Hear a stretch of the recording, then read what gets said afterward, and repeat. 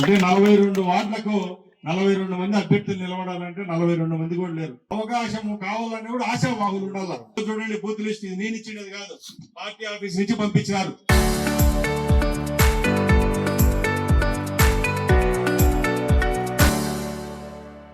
ఎనభై 89 బూతుల్లో చెత్తగా మైనస్ వచ్చింది మనకు. 89 బూతుల్లో చెత్తగా మైనస్ వచ్చింది. కొన్ని గ్రామాల్లో అయితే 4 బూతులు ఉంటే 4 బూతులు కూడా మైనస్ పోయినాయి.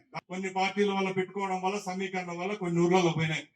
ఈడుండే సమీకరణలు ఉన్నాయి, ఈడుండే కులాలు అవి ఉన్నాయి, ఈడుండే మతాలు అవి ఉన్నాయి.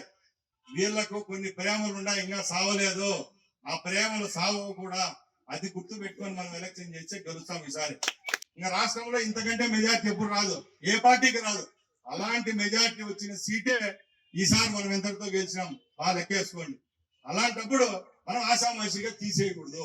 దయచేసి చెప్తారా, అది ఎవరన్నా ఉంటే నేనుంటాను, ఇంకోరు ఉంటాను అభ్యర్థి ఏం కాదు. మనం ఓ పార్టీని నమ్ముకొని ఈసారి గెలిచినాం. మన కార్యకర్తల్లో కొద్ది చిత్తశుద్ధి పెంచండి. రేపు రాబోయే కష్టాలు కూడా ఒకసారి ఊహించుకోండి.